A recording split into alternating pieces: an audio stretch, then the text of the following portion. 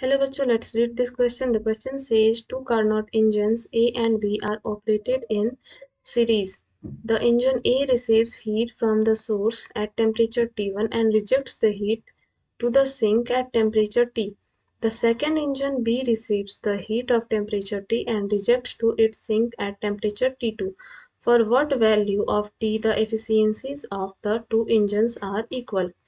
मतलब यहाँ पर हमें गिवन है सबसे पहले इफिशियंसी क्या होता है। Efficiency is equal to 1 minus T2 upon T1 और T1 क्या है।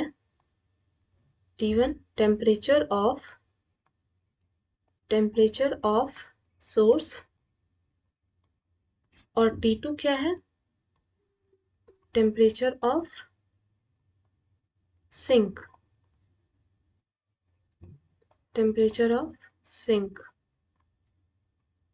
तो यहाँ पर क्या हो जाएगा, अगर हम N efficiency of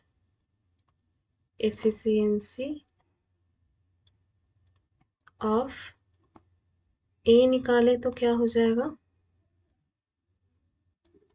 A is equal to 1 minus T2 क्या है, टेम्परेचर ऑफ सिंक, और टेम्परेचर ऑफ सिंक हमें क्या दिया गया है, T अपॉन T1 क्या है, temperature of source T1।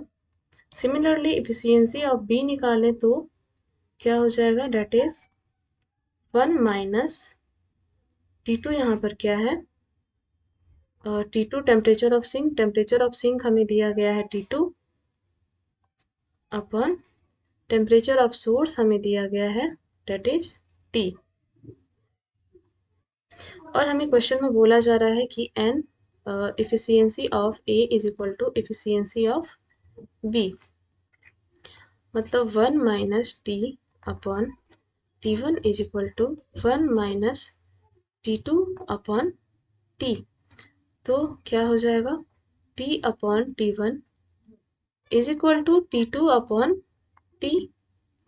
So T is equal to क्या हो जाएगा, T square is equal to हो जाएगा T1 इंटू T2। तो T इज इक्वल टू क्या हो जाएगा, that is under root T1 upon T1 into T2। So क्या आ जाएगा हमारा